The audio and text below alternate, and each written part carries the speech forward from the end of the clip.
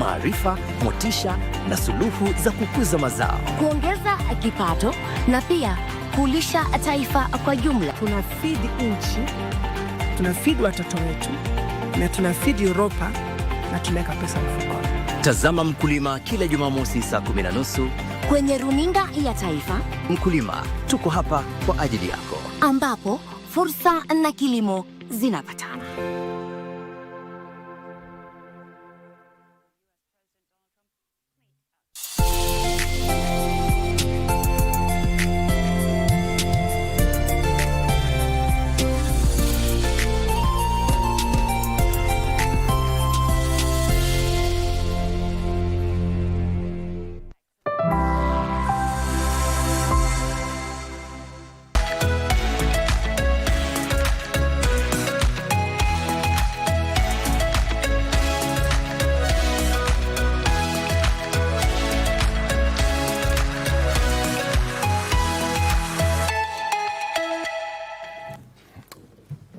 Great. Good morning. Welcome to Good Morning Kenya. It's the 8th day of July 2025.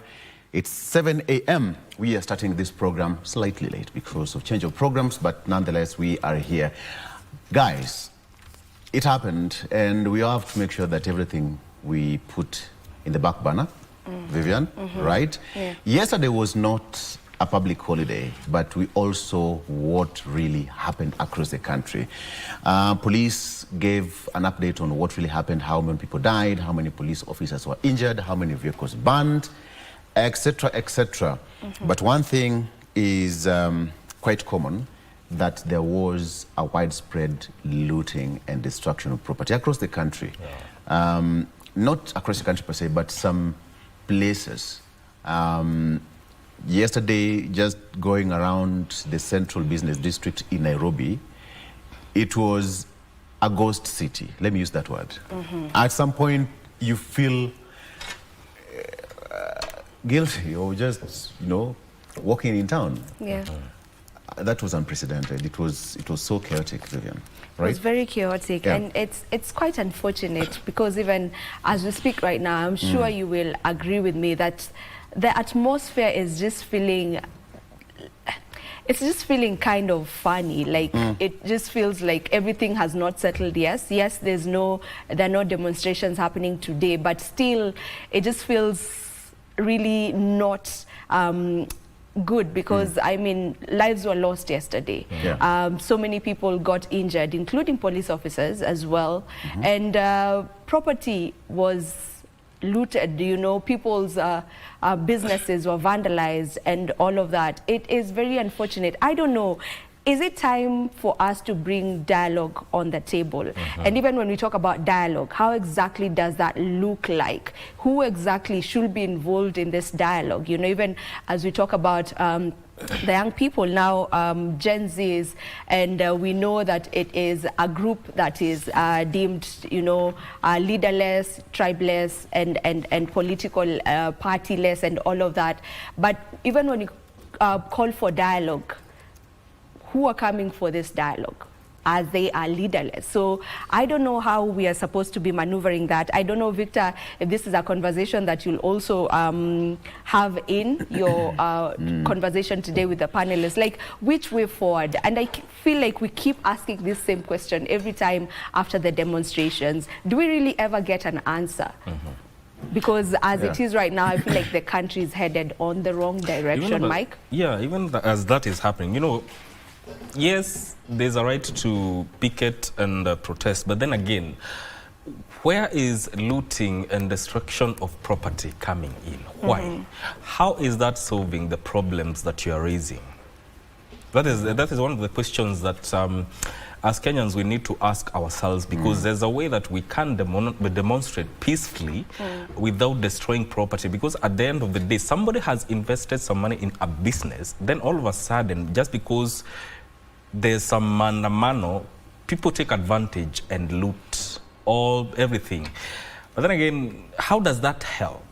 And when you speak of dialogue, that is something that we need to consider as a country, because yes, there are issues that are being raised, but then again, how do we approach them? Who is coming to sit at the table? How are we going to address these things. These are some of the things that we need to think about as a nation, Victor. Yeah, absolutely. And that is why today we want to talk about finding the balance. And, finding balance in politics and governance includes accountability, responsiveness to the call of the wananchi, and even the politicians and sector players, which is any way to prevent any cause of destruction that we are seeing in the country. So today I want to talk about finding balance. Where do we strike that balance? Where governance and all these things that we are seeing in the country is actually taken to account so that we have a peaceful country. Tom Ndugu, who is expert criminal justice and background investigation, will be here. Professor Alfred Omenya, who is a principal researcher and consultant, and Ken Busire, who is consulting and training editor. He's been in the media for years. Let's talk about that, finding balance in as far as this is concerned. Yeah, I think that's where we are going to do it. How about that? Yeah, that's coming up shortly. All right, and we'll also have a conversation on the typhoid, measles, and rubella campaign that is currently taking place. Why exactly typhoid? Why rubella? Why measles? Who is targeted on this campaign? If your child already got a shot, are they still supposed to be getting the shot? And the big question is it safe? Is the vaccination safe? That is a conversation that we will be having at around 8 a.m. And I'll have with me Professor Ezekiel Wafula, who is a retired professor of pediatrics from the University of Nairobi. You definitely want to stay tuned for that conversation as well. Before I let you go, I want to give you a quote for the day that you can think about. This is a quote by Seneca. Now, lay hold of today's task, and you will not depend so much upon tomorrow's. Lay hold of today's task, and you will not depend so much upon tomorrow's. Remember, you can be part of every conversation happening right here on Good Morning Kenya. We are at KBC Channel 1 on all our social media platforms. You can also check our website, that is www.kbc.co.ke. Victor. All right. Okay, so all that coming up, but right about now, let's take a break, and we come back. We are getting into the headlines, what's happening on the local newspapers, as well as the some strategic discussion. Let's talk about striking balance. Stay with us. We'll be right back shortly.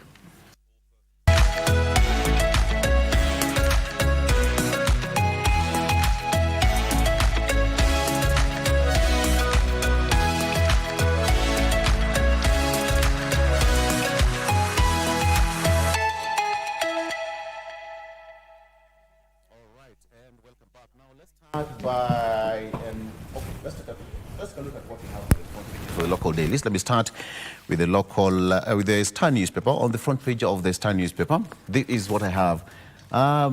Beach allure, that is beach allure.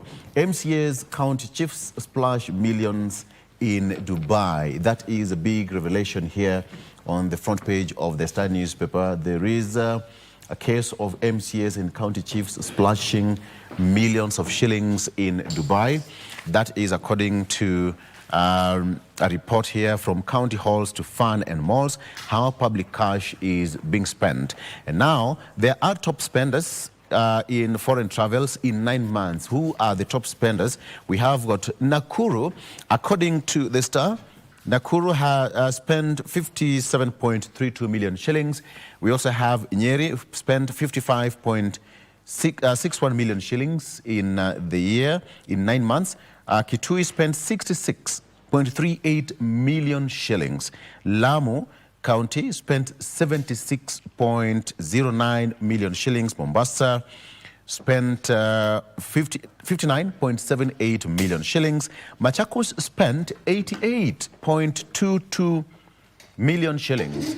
Last but not least is Kisumu, which spent 51.18 million shillings. And finally, Nairobi spent 229.79 million shillings in 9 months. That is what's here on the front page of the Star newspaper. Executive defies MP's orders on audit queries. That is what is here on the front page. Parliament is being systematically ignored by institutions. that it oversees in the executive. A report by the Auditor General has now revealed it is now emerging that government agencies continue to disregard audit recommendations with near impunity. Despite clear legal mandates and repeated directives, the entities are feared to be creating a culture of financial mismanagement that costs billions of shillings. Hunger crisis grows worse in East and Central Africa. That's also the front page. At least 6 million Kenyans have minimally adequate food consumption but are unable to afford some essential non-food expenditures. That is as per this report. Energy CS, how Pio and I tackled embarrassing nationwide blackouts. That is on the front page. And still on the front page, justice upholds sentence of father who beat to death toddler daughter. That is on the front page of the Star newspaper. On the back page, rivalry at play. Wanyonyi and Arop all set for blockbuster 800 meters showdown in Monaco on Friday. And still time for sprints. Our ladies also performed pretty fine over the weekend, and that is on the front page of the Star newspaper. On the front page of the Daily Nation, what do we have here? It's all about Saba Saba, big divide. That's on the front page of the Daily Nation, big divide. That is what's here. And we have got a picture there of police officers trying just to clear the bonfire, the burning tires, which were set on fire yesterday by the protesters. And that is what is here on the front page of the Daily Nation.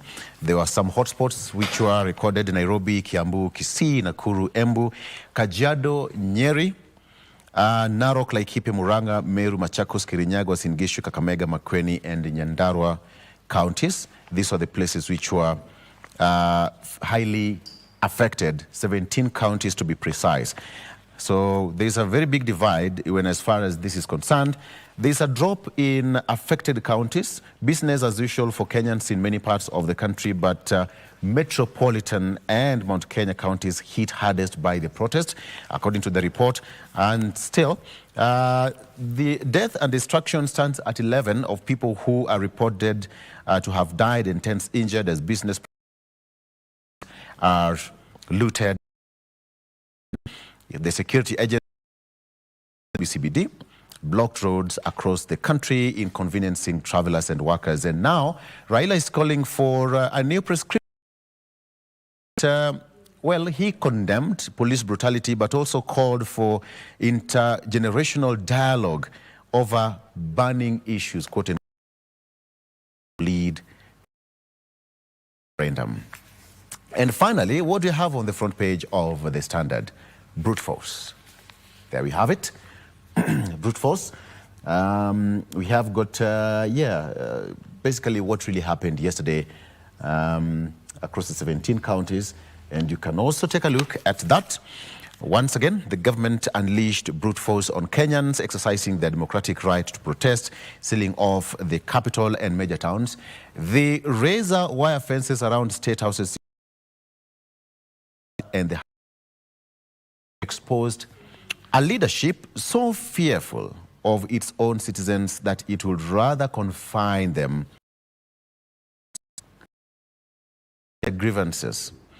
The police, now seemingly President Ruto's last line of 10 and adding all of innocent Kenyans' lives lost days after the quote-unquote the economic warn that Ruto is taking Kenya to dangerous state. That's according to the Standard newspaper. All right. Here, pictures of the mayhem and what really across businesses shut as police battled protesters in Kiambu, Nairobi, Nyandarua. Costs Nairobi economy 10.4 billion shillings, and that is going to be part of just total lockdown in the CBD. So fears turned the county's capital into a ghost town, literally so. And now repeated shutdowns could push the economy and drive up both. That is what is here. 3 protests. The kind of pressure that we go through. It's called occupational hazard.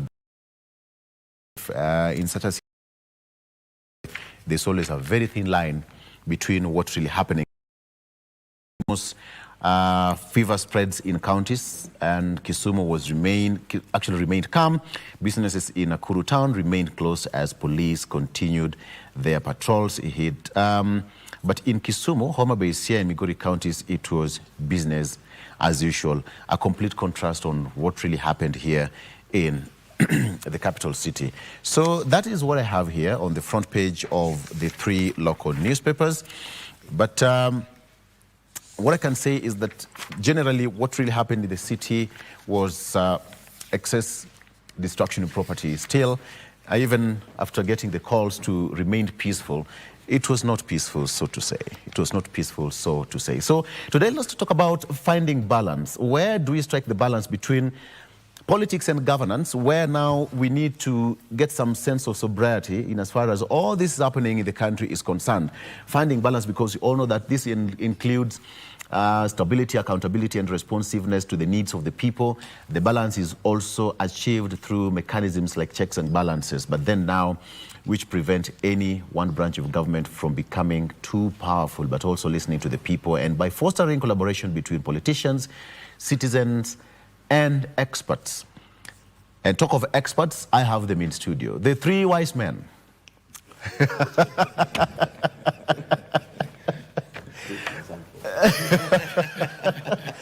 The 3 wise men.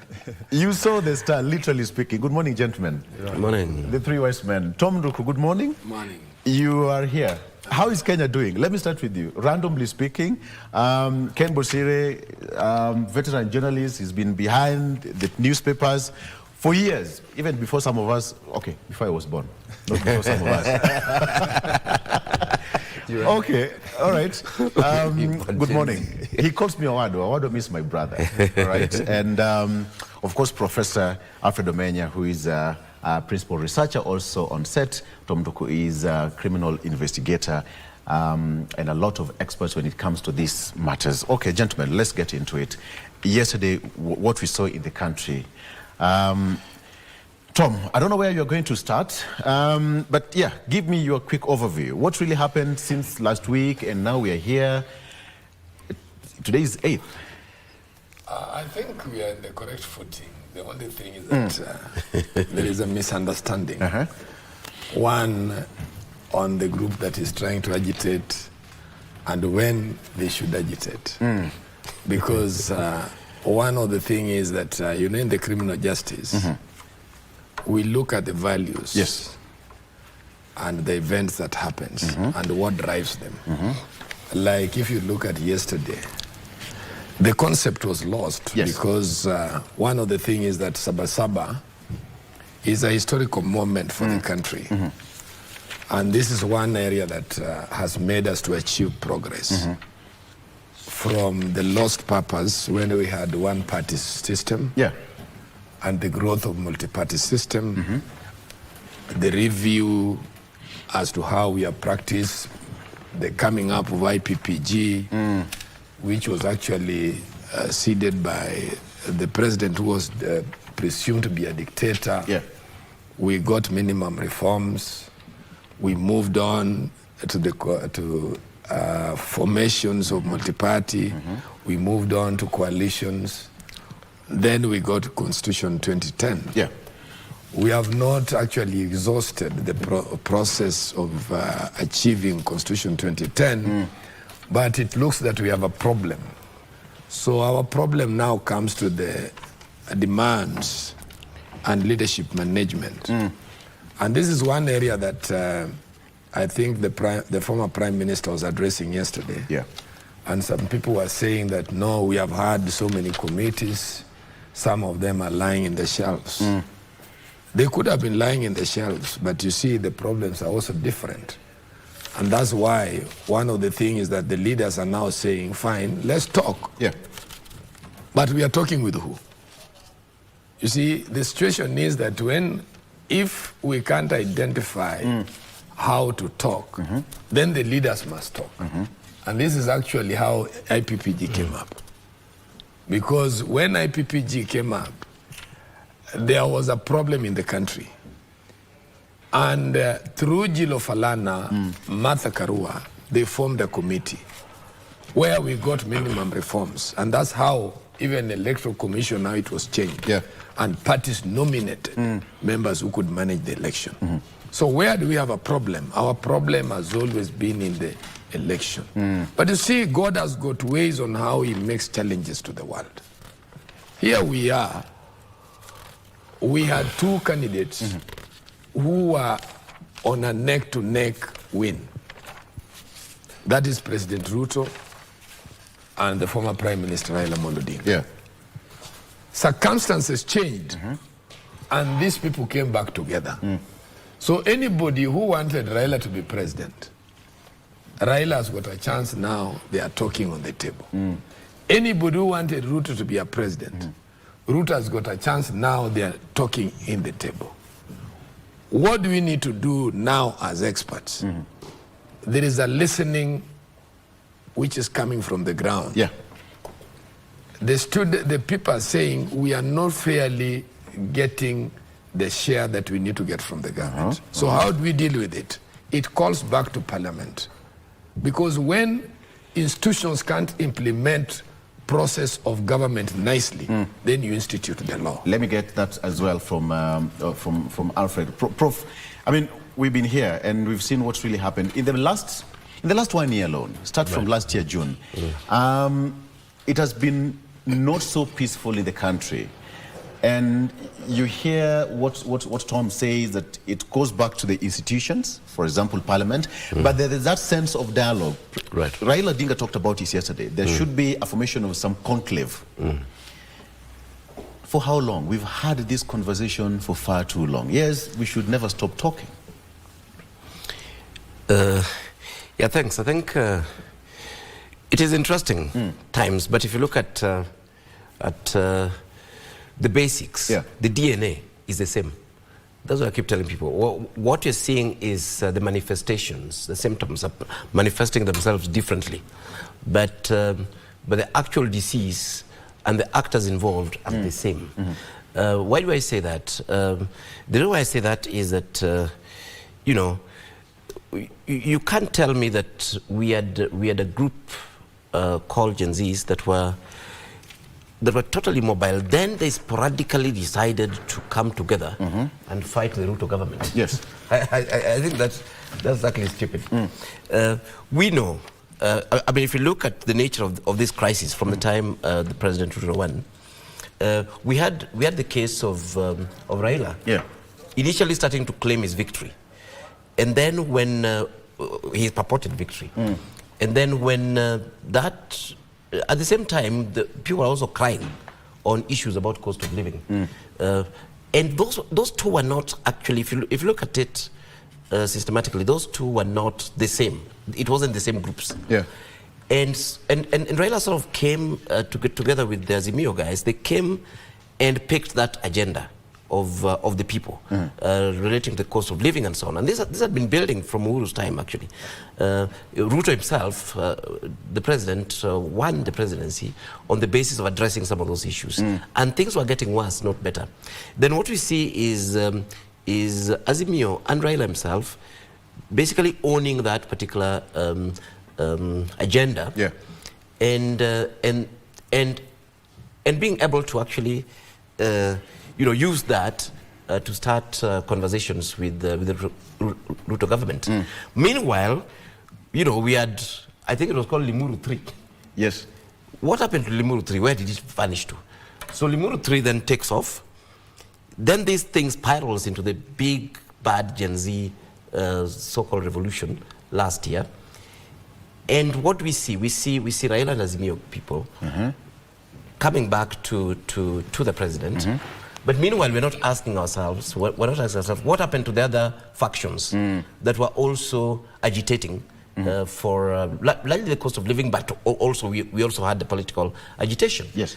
But as soon as that comes in, we see Gachagua and a number of people from, that were actually initially allied to the president, crossing over. And again, what is projected is that Gen Zs are revolting. And well, really, I mean, who are these Gen Zs and why are they revolting, and what are the issues? As far as I'm concerned, the issue that we actually have at hand is the normal Kenyan politics, actually, manifesting itself, or, politicians using different strategies. Of course, the Gen Zs being, is common sense. There's a big vote basket, just like Raila and the economy. In fact, now the opposition, we have the opposition and the Gen Zs. Yeah, because they're agitating for similar issues. Yeah, yeah. And you can use, one can actually hijack the other. And that's partly why for the average Kenyan politician, it is excellent that Gen Zs have no leader. Because they can always hijack that group. When a group claims that they have no leader, they become highly, they become highly susceptible and vulnerable. And vulnerable to political culture, capture. Because if this group had their own leader, then in fact all these other traditional political leaders currently organized around the opposition, with the faces like Kalonzo Musyoka and so on, would actually become weaker. So if I summarize my opening points, I've been moving around the country quite a bit, and one of the things that I'm seeing, and we're discussing that with Kenya, what you're seeing at micro level is actually the same as what we're seeing nationally yesterday. You go to an average funeral, MCAs come with hooligans who disrupt the funeral and grab microphones and beat people for no reason. It's a normal occurrence then. Exactly. That has been normalized. Yeah.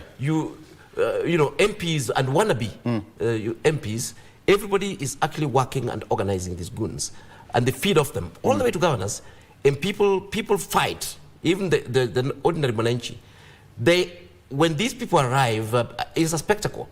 A mheshimiwa, it could be an MP or an aspiring MP or a governor arrives, you think it's a war zone. When people are trying to get money from this guy, people are fighting, the security are fighting, then they fight the other parties, if there's an opponent in there. That's exactly what's happening at that micro level. We know that is exactly what's happening at parties. Thank you. Let me just wind up this. A very basic case where some party leader had invited potential aspirants. You know how the aspirants got in there? First, some aspirants blocked the other aspirants from getting in. So these aspirants had to come in, drive with their goons. The show of might. Exactly. And in between there, believe it or not, in between there's local security policemen and provincial administration. So what you're seeing is the formal government and the goons operating at that level. And for me, what I'm seeing at national level is exactly the same. You've got goons organized at national level. You've got the police organized at national level. But what's the common denominator? The common denominator is the notoriously indisciplined Kenyan politician. Wow. Ken, do we have to add anything? Or we take a break? Let's take a break. Let's take a break. What did I do? We'll be right back. Stay with us.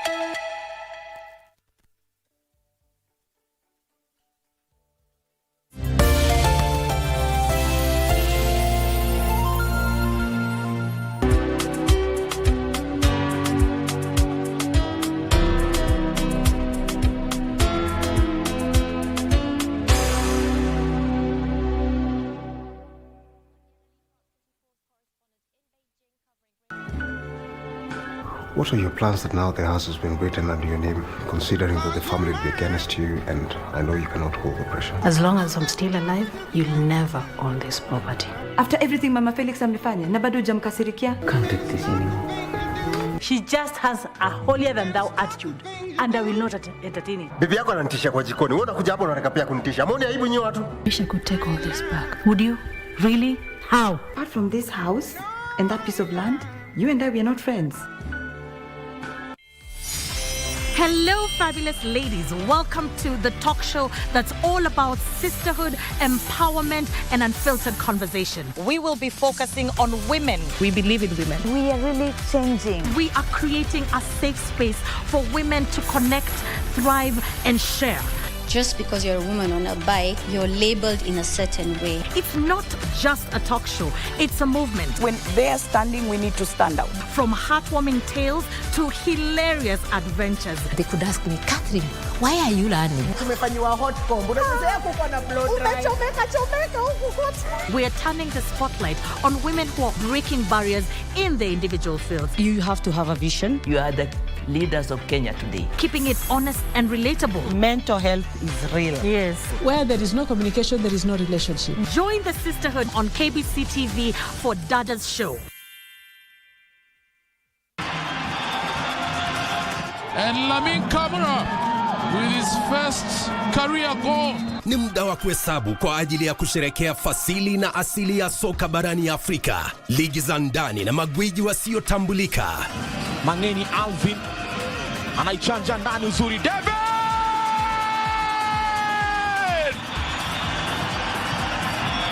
Michuano ya CAF ya mataifa ya Afrika 2024 ni njia ya kuzindua kupanua mtandao wa wachezaji ulimwenguni.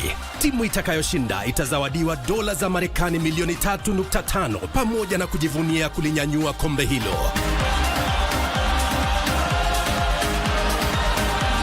Pata manufaa zaidi kutoka kwa CHAN 2024 mubashara na kipute cha kipekee kwenye runinga ya KBC Channel 1, mwenzio wa dhati michezoni.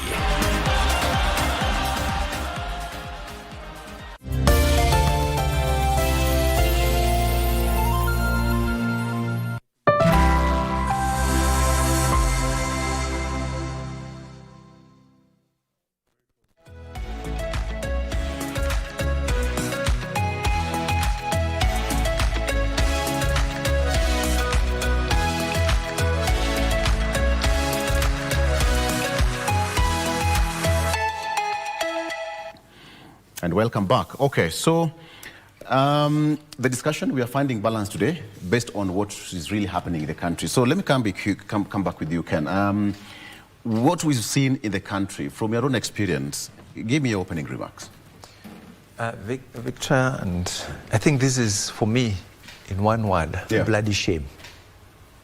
A country, a day like yesterday, was a desecration of the ideals of what Saba Saba stood for.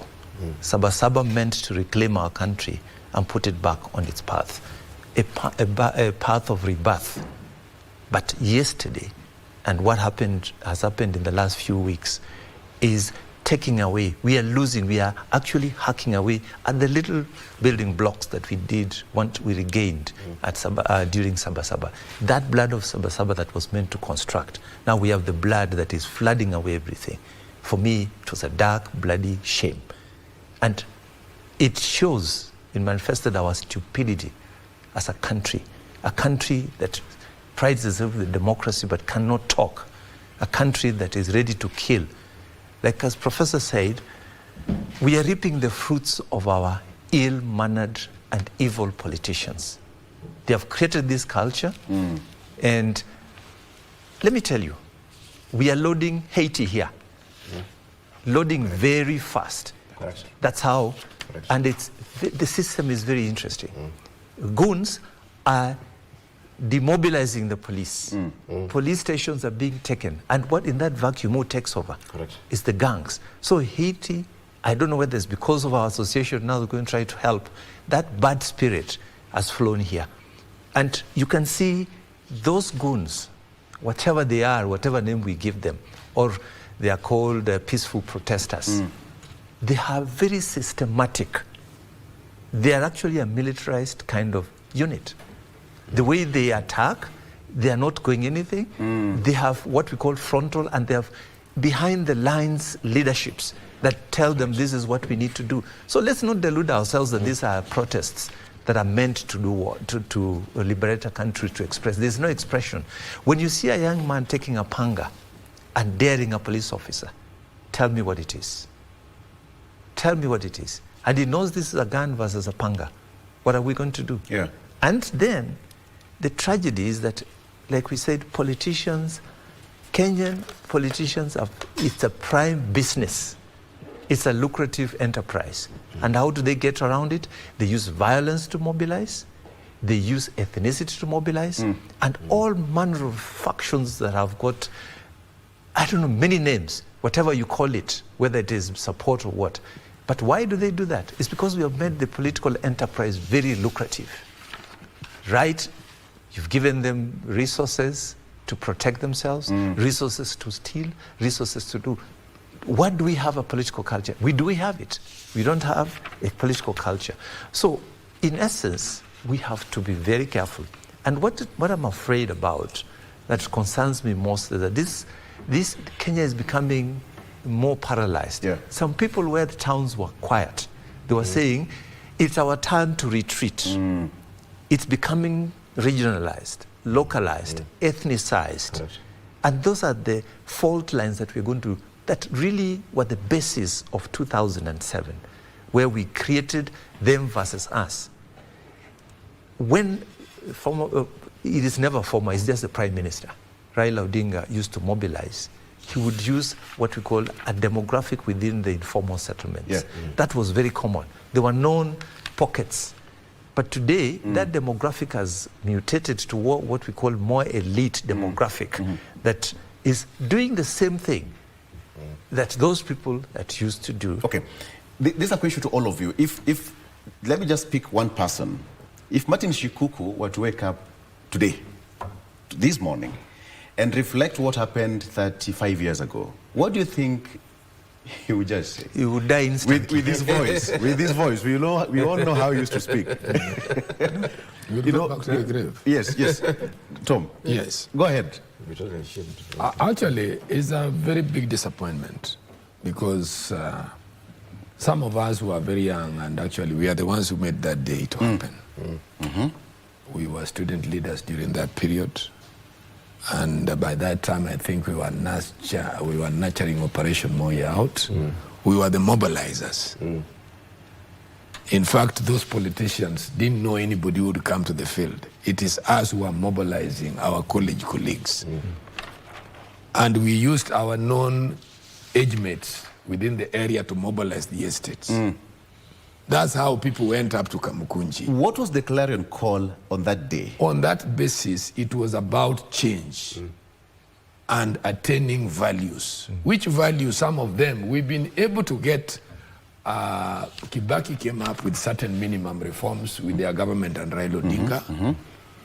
Uhuru went back to free education because what a good country is a country because of its academic values. Correct. Yes. Correct. That is what makes a country to progress, because through that you can explore, you can build economy, you can enrich your cultural values for trade. But you see, we have missed the point because one is what my friends are complaining about. Correct. Who are our leaders today? Correct. People who stole from the government, go back and buy the interest of the unfortunate, then they are the heroes of today. Okay. If you look at, and that's why, just a minute, I wanted to bring my point home. On the basis, why did I say that Kenyans are missing the line of thought? You have two candidates, and I don't want to profile any area. If you look at what happened in Nyeri yesterday, those people, that was not a supermarket which is nationally managed. It is an individual, they are a member of the society they are stealing from. To what I would challenge the police today, and if they really want, and that's why I always respect President Moi. Do you know a policeman died in Central Park on a Thursday? On Friday, Moi had a pass-out parade in Nyeri, and he questioned Wachira. That policeman who has died, was he not born by a mother? Does it mean that he doesn't have children? The moment he said that, 18 of us were in Kilimani. And ransacking started. We were being smoked out. 35 of us ended up in police cells. They were charged. Sanity came back in this country. People have been robbed. It is as if the police have also missed the line. Today, you can be able to signify areas which had problems. What is the national police doing? Because that is the only way you can curtail crimes. You can bring crime down by identifying the people who actually steal from others. Okay. So a comparison on that day, just a minute, a comparison on that day, yes, and what happened yesterday. Yes. Black and white? Yes, actually, it is coming because one of the things, and that's why I was playing in Parliament, this is a call even to our political parties. Who do you nominate for us to become leaders? Because today, other areas are quiet. It's because of the leadership. Yes. It will not be made that when a leader is annoyed, the whole community has lost purpose. Right now, the area which is missing here, and that's why I was saying, Kenyans, if we were really progressive and thinking positively, we had two great candidates who were on neck-to-neck election. They are now together. Yeah. Why don't we challenge them? Okay. Whatever you had in the basket, put it now for progressive for the country. Thank you. That is where we should be. Prof, Martin Shikuku wakes up today. Yes. Based on what, I didn't know that you are part of the Gen Z. Way back. Okay, history, if quite interesting. But you look at what really happened yesterday. It was not, was it purpose-oriented? Did it have any agenda? Because based on what happened last time, in 35 years ago in 1990, there was a point they were trying to drive back home. Correct. From one-party state to multi-party politics and a new constitution. But what was there yesterday? Just a commemoration? I mean, what are we commemorating? What are we commemorating? And how did we commemorate it anyway? I think building up on what Thomas put on the table here, what we saw yesterday is what I would call a revolution, and what we've been seeing is a revolution without revolutionaries. It's a meaningless revolution, if you can call it that. If ever there was such a, is oxymoronic. And going to Shikuku, and the people we saw there, and the faces we keep splashing in the newspapers, these people actually were ideologues. They had a position and a philosophy of how they wanted the country ran. They were not fighting. They're not coming in to say, okay, fine. I mean, today I'm hungry, or somebody got arrested and so on. Yes, those were there. However, they were looking at broader transformation of the country, of course, starting with the multi-party issues, and then the broader governance issues, and so on and so forth. And if you look at it, if you ask yourself about yesterday, and even some of the previous ones, and you look at the politicians and what they're saying around the country, it is disturbing because what politicians are saying, they're saying one term, they're saying two term, they're saying, there's tribalism or whatever it is. So for me, those are issues that must still be dealt with. In fact, a lot of the issues that the Gen Zs were raising, they're not even governance issues. The issues that can be done without changing anything in this country. True. Bursaries can be reorganized within the current law. If we need food subsidies, they can be done within the current, through legislations. Not even legislation. Yeah. You don't need to legislate. We have through the administration. We actually do have all legislation, including even all those things that people are talking about. Housing, school fees, university things, and so on. And that's what brings me to this particular issue, that we've reached a bad point. What do I mean? We've reached a bad point where the issue is about individual politicians and the desire for power, rather than a desire for a particular type of Kenya. National discourse. Yes. Yeah, exactly. Because if you're going to pitch national discourse, of course, there are these mundane things that are always there. But let me just say, if I was a leader in this country, what I would actually be agitating for myself, if I was a political leader, what I would be agitating for, I would be agitating for very, very tight separation of powers so that Parliament can function and have its oversight role, so that budgets don't come from State House and then they're actually pushed down on us. Yeah. So that issues like that are making noises about here, economic management, issues about odious debts, can actually be dealt with. Issues of oversight can be done. These things that we're talking about, where every single MCA wants to be in the executive by having a fund, where every single MP wants to be an executive by having a fund and so on. What's the mechanism for these things, including these riots and so on? What we'll be asking, the more fundamental question we'll be asking, what are the governance issues around this particular matter? Yeah. How do we do policing? Is it adequate in terms of what we have? And where is the problem?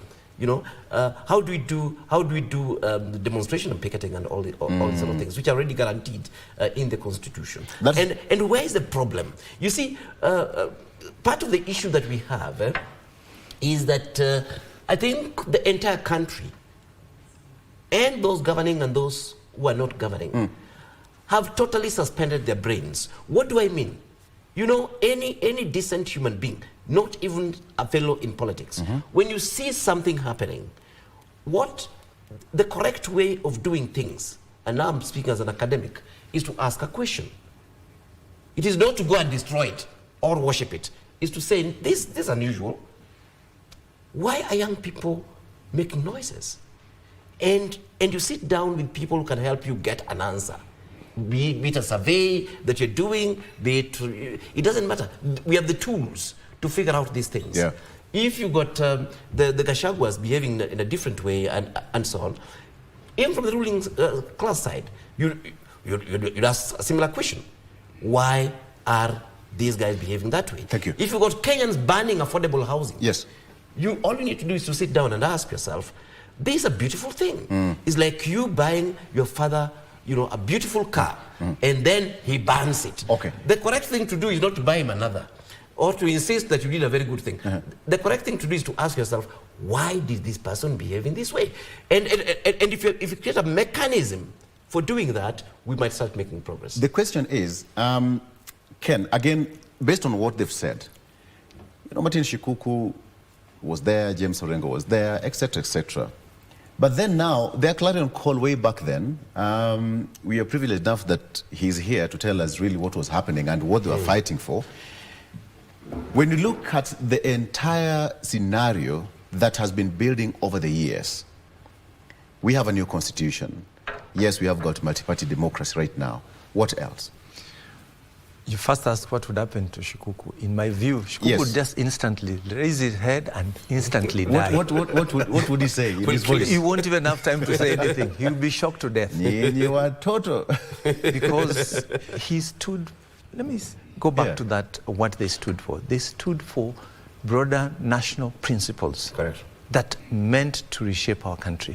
One, they said we want Section 2A removed. Why? Inclusivity in politics. Correct. Give everybody a chance, knowing that we came from a single-party state where everything was baba and mama. We got it. How have we managed that removal of Section 2A? We dived into our small ethnic conclaves and began to agitate for very, very small things. So what we are now doing, I think the manner in which we are mobilizing politics is we're weaponizing the voters. Correct. Do you weaponize them against who? Then now it's becoming not just a problem of ideology, because this whole thing is about Akina Shikuku had what we called ideology. Correct. These ones are just protests and anger without a cause. So it's misdirected to everybody, they think so. Like for example, in Kitengele yesterday, they went into a doctor's clinic and beat him up. Tell me what freedom of expression that is, if that is not gunnery and thuggery. So this is the stark difference. And then, like Thomas said, that time I was a very young journalist.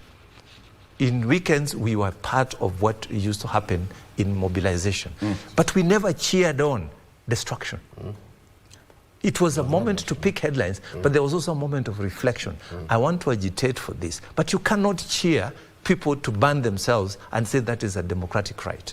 Because if that ecosystem has to exist for you to exist as well. So that is the difference between then and now. There was more sobriety, people knew what issues they were looking for. But it is like a river that has broken its banks. It can flow to any farm and destroy everybody else. And that's where we are as a country. I will tell you this, that unless we restore law and order, nothing, all these discourses will be in vain, because we'll have everything up in smoke. And then we are creating little warlords. And that warlordism, sometimes it will take what we have seen at the standard. Can we reverse it and say that the government has to farm its foot and make sure that we call ourselves to order? In 2007, I remember when the country was also burning. Us as the media came together and had one common headline. I remember. And we said, stop this madness. And everybody listened. Is that true today? If the media did that, would we listen? Because the media has gone into different factions. And that is where the problem is. The people who have a moral position to stand up above everybody, the fourth estate is now oscillating between fourth, third, second, and zero estates. Yeah, you're right. That is where we are it's a crisis internally. Within the political system, bad manners. The population indisciplined. So how do we strike the balance? The thing is, we have to call ourselves to order and begin what Raila spoke about yesterday. Let me just quote what he said. He said that key among the envisaged outcomes of this dialogue, according to him, is to have a comprehensive and sustainable strategy to address youth unemployment and to expand opportunities for young people in both the formal and informal sectors. Number two, to have police reforms focused on enhancing accountability, transparency, and improving relations between law enforcement and the public. And also he said that this also should come up with the sustainable mechanisms for promoting transparency, accountability, and to impunity, particularly with regard to corruption. Exactly. Three. And those were the very broad principles of Saba Saba. Yesterday, I didn't see anybody remember. Do they even know that Raila is one of the living icons from Saba Saba? Nobody even knew. Nobody you tell them the name. Even that photo that was on the front page of this Nation yesterday. Raila said it was not taken on Saba Saba. It was taken on the 9th of July, not on 7th. That is how we miss the historical context of what we are. And unless, like I've called people, has Kenya ever been liberated? No. The substructures that the colonialists set are the ones that we are working on. What we are seeing are changing faces. Correct. And be dominated, ours versus them. And the bad manners, we have to deconstruct our thinking and before we can engage in that dialogue. Thank you. Where is the church in this place? The church today is a commercial enterprise. They are not speaking to people. They are not teaching us. You know, when you go to Sabbath school or Sunday school, there were certain things the way you were weaned. The generation that is here to do shunned church. The generation that is there today was nurtured in an almost reduced authority environment. So they will not stand up to anything. We have to call ourselves to order because we are all going to go the wrong way. It will be good for us as media to get racy headlines, but where, at what cost? We as the media. You see what you're trying to do there, Tom, striking the balance. Kenya will always remain Kenya. But the fight to have better governance, the structure, the system of having all these things, where do we strike the balance, and how do we find it? I think we have had very progressive ways on how to manage ourselves. If you remember, we used not to have roads unless the president comes. But it is now in the law that each and every constituency must have one tarmac road within a progression of any leadership that comes in. So what we need to do now, because we have a problem of employment, this unemployment is not Ruto's problem. When this chances comes, they are given to these members of parliament. They are the ones who make phone calls. I want so and so to be employed. Go back even to their own offices with their managing CDF. you'd find numerous of their relatives. If you go to a home today of any serving senior police officer, in that homestead, you will get 10 policemen. Well, they're the ones who are born to be policemen. What now we need to do, moving forward, is that when government is employing, let us see a well-published people who have been recruited from each and every ward. Then now that one can be announced in Parliament. We go to another ministry. That in that manner we'll be making progress. Otherwise we are going to blame the president, whatnot. Yet the problem is about people who we have given authority. They are the ones who are using their power incorrectly. People who are serving, even if you give them CDF food today to go and distribute, a chief who is being paid will have 10 bags in his house, and a poor woman does not get. This is where we have problems. The leadership that we had before was a leadership of values. Yes. People used to see. I don't know. Some people have never walked. Have you ever gone to Turkana or Taita Taveta? And in fact, I'm always impressed with Taita Taveta people. The governor stays in town. You will never see a Taita person walking to the governor's house. And those people are actually living below average. In fact, people who should even be disturbing their governor are those people. But they are satisfied. They are challenging the leader. Give us why we elected you. Thank you. So our problem is not about even the presidency. If it's about the economy now is being felt wrongly because some people are giving their own relatives jobs. The other homes are remaining without. Where we need to talk to the president, we had achieved free education. What is the problem? And yet we have too many bursaries that are being misused. Correct. We have a health issue here. Correct.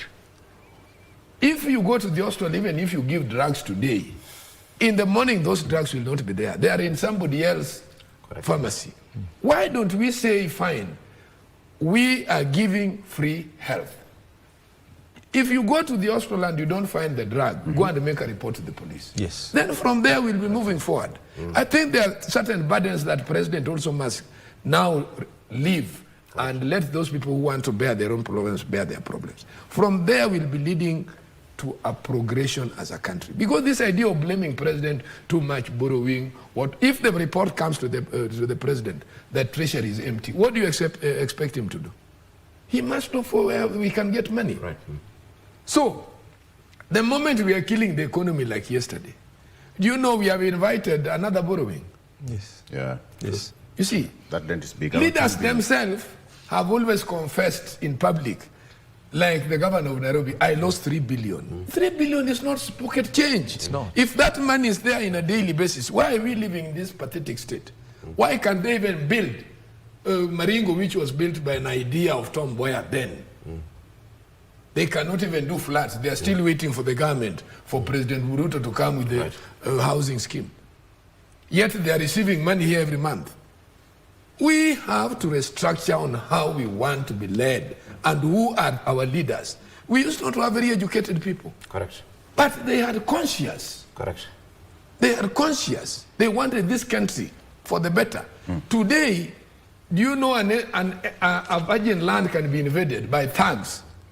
And they occupy it. They sell it. Yet people are talking about we don't have housing. We don't have schools. No estate would come in this city without a playing ground, without a social hall, without a health center.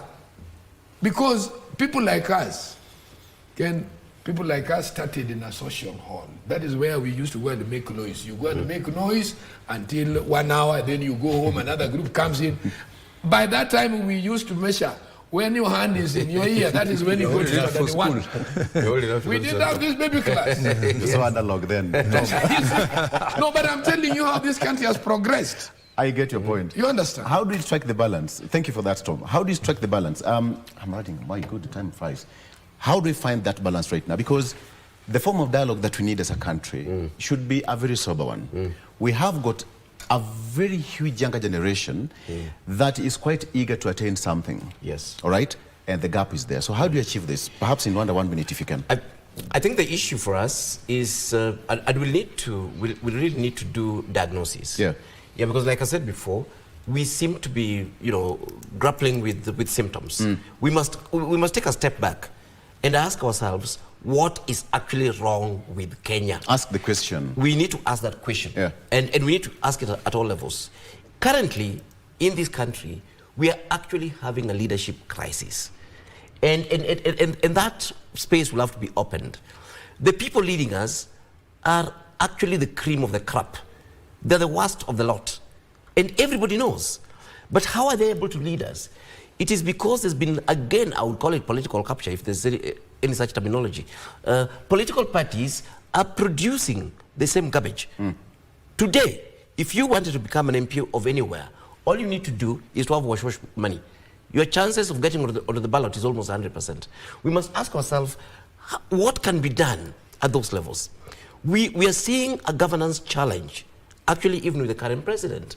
It is sad when I see that the president is now carrying money and his deputy president to give to some people, because we thought we had passed that stage, that we had systems that would guarantee health, that would guarantee education, that would guarantee these things. All of us here know. Yeah. The amount of funerals, actually yesterday alone, I was put in 5 different funeral groups that I could not say no to. And people are desperate. So again, we have a governance question that we really need to deal with. Of course, we also have the youth issue, that has to be discussed. But I think, to me, more importantly, and I've discussed this with the president himself, and my colleagues here are saying that in very clear terms. We have made progress as a country. Yeah. How do we secure that progress first? True. How do we secure it so that we don't go back? We don't go back on health. We don't go back on education, which we had already attained levels that this country, that the continent didn't even have. We don't go back on planning, economic planning. Kenya's devolution model has been lauded as actually one of the best models of moving forward. But we're seeing these same brainless politicians are hell-bent on destroying institutions, on destroying systems of governance, on destroying policies that we replace, that we already had in place, that were guaranteeing this country moving forward. And then the issue now is about them running around the country like fools with bags of money, thinking that they will actually solve this country's fundamental economic development problems and even basic infrastructure problems. We need to ask more fundamental questions. Yeah. And that's where I agree with Raila Odinga. I don't agree with him fully on the agenda, but it is time for dialogue. But on the other hand, I think it's okay to ask, how will this dialogue be shaped? And we have people who are missing on the table, like we're saying, because this problem cannot be sorted out by the political class themselves, because they're part of the sickness. We need to ask ourselves, how do we mobilize the church again? How do we mobilize the media, the fourth estate? How do we mobilize all these other entities that actually brought us to where we are? They were there in the constitutional debate, they were there in IPPG, they were there in Saba Saba 1992. These are the questions that we must ask. Somebody has to be large enough. Yeah. Unfortunately, currently, in the entire political class, that little leadership is only coming from Raila Odinga. It's not even coming from the president. I want us to do this. On this segment, there's a segment called How to Make Kenya Great. So in your own idea, how do we make Kenya great? So I'll start with you, Senior Ken. Look at camera 2. So how do we make Kenya great? You have 1 minute of fame. How do we make Kenya great in 1 minute? I'll be generous enough, in 1 minute and 30 seconds. How do we make Kenya great? Camera 2, starting now.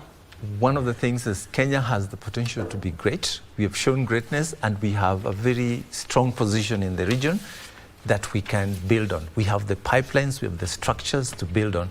The fidelity, our fidelity to the 2010 Constitution gave us that structure to deal with all the problems that we have today. We have to cure our political ill manners, the doublespeak, the hypocrisy. Yesterday's villains turn to angels because they are speaking from another platform. So that's what we have to do, honesty, have a more self-reflecting, respecting citizenship, and then we must talk to each other. That is where it all begins and ends, because unless you tell me what ails you, I will never know what it is.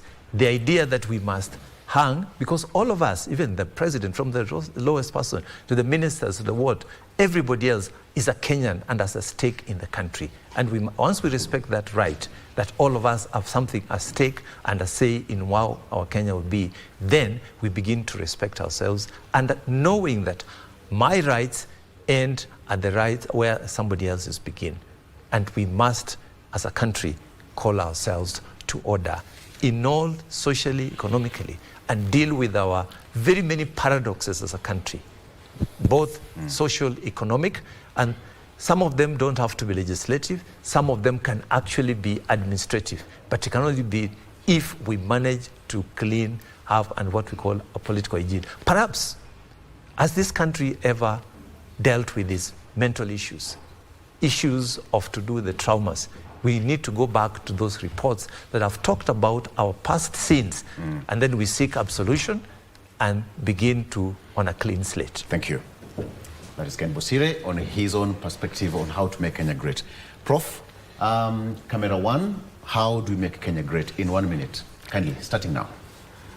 I would actually rephrase that question. I think Kenya is great. We have to start from there. Kenya is actually a great country. If you compare this Kenya with many African countries, yes, we're suffering and there are a whole lot of contradictions, as Ken has highlighted, but Kenya has democratic space still. We do have. Kenya is the only country in this continent where a party can be formed today and takes over government. You know, it's a country of possibilities. It's a country of great human resource. We've solved our problems by innovation. We don't copy. If you look at even our systems of governance, they're unique in the continent. If you look at our constitution, they're unique in the continent. If you look at ourselves in the studio here, random people selected to speak on issues, we are actually great. So Kenya is great. What we must fight are the people taking Kenyans backwards and figure out, and majority of them are actually this political class. There are so many people with no vision at all. We have to figure out how to ensure that these scoundrels, these characters who only come to loot and kill and rape like the devil, you know, we must put mechanisms to ensure that they don't get any close to power.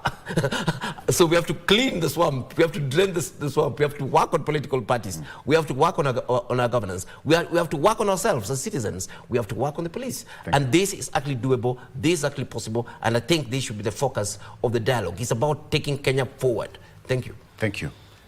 Tom, your 1 minute begins now. How do we make Kenya great? I think God loves Kenya. The best way to go is what the Prime Minister had said yesterday. We must continue dialoguing, and we must actually sit down and look at where we are and where we have come from.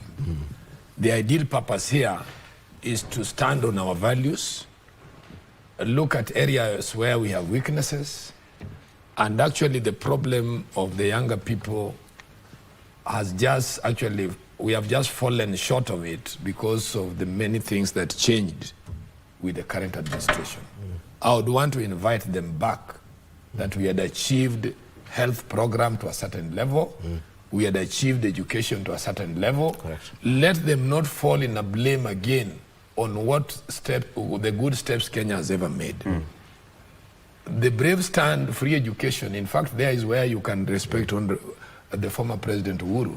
Because when he started free education, we had already knew that you can fail to get to a provincial school or national school, but you will be able to go to a nearby school, which is a day school, for free. So that education must also be explored with our industrialization. How do we now deal with the masses that come out from the academic level?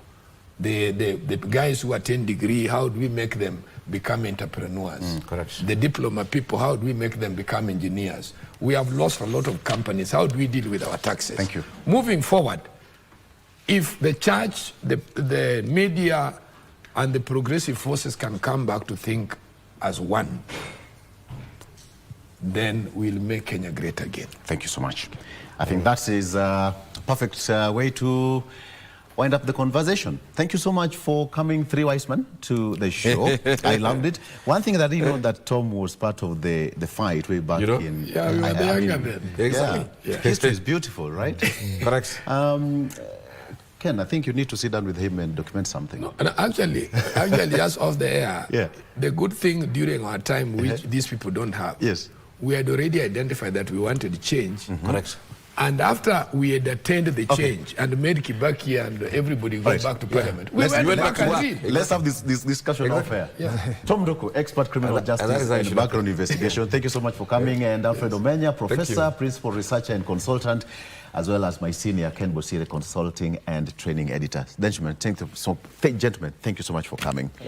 And you know, the best person is the viewer who woke up and watched the entire show. Asante sana. I'm Victor. Have a good morning. Bye-bye.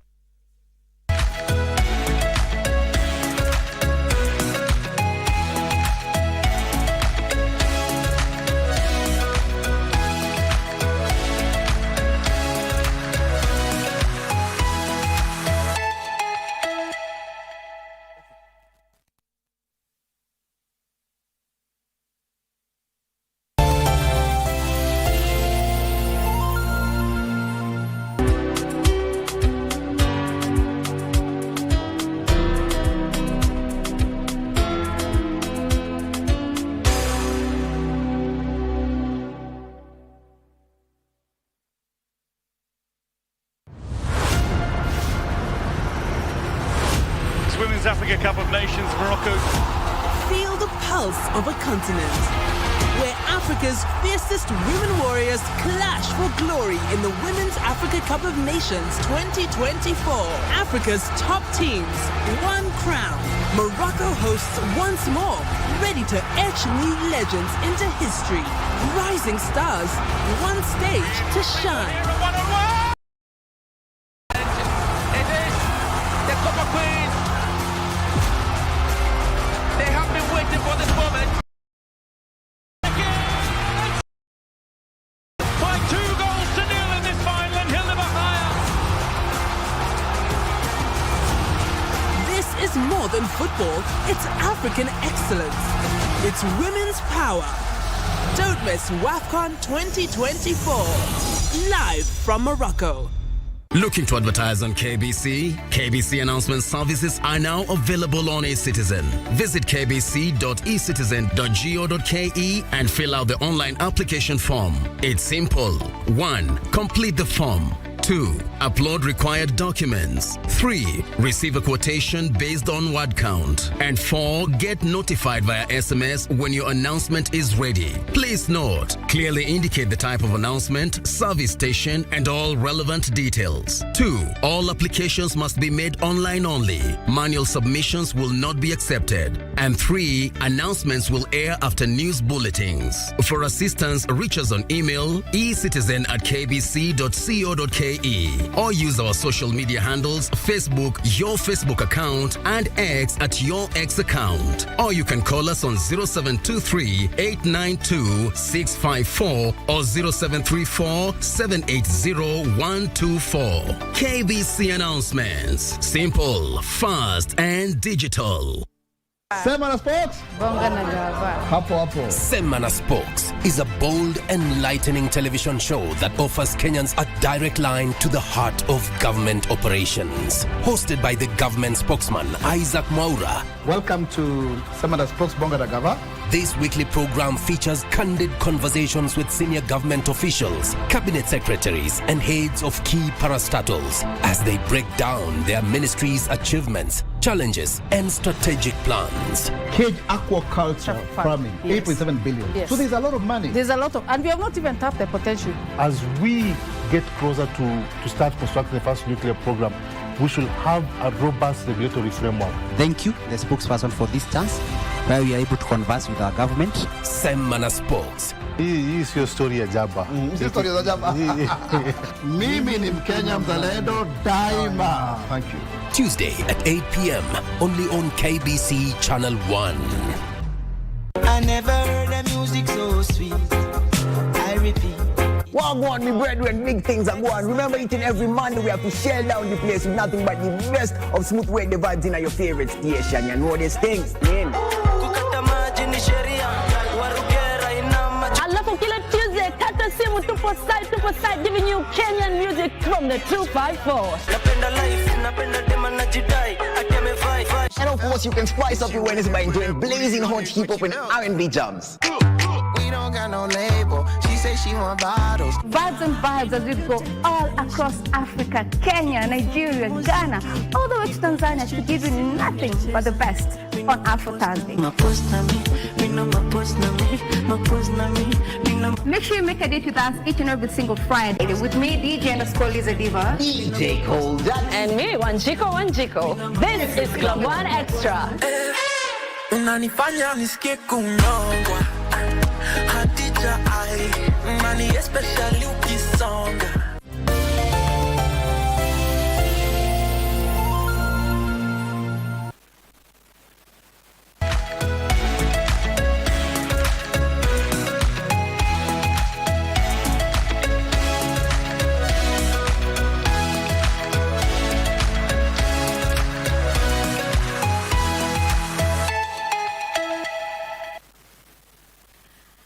Let's talk matters health. Good morning, Kenya gets to continue now. And this morning on the health segment, we will be looking at a very important campaign that is currently ongoing in the country. That is the typhoid, measles, and rubella vaccination campaign. And I have with me in studio Professor Ezekiel Wafula, who is a retired professor of pediatrics at the University of Nairobi. And he's here to shed light on this campaign and get to let us in on the importance of every child getting a shot. Welcome to the program. Thank you very much. You're well this morning?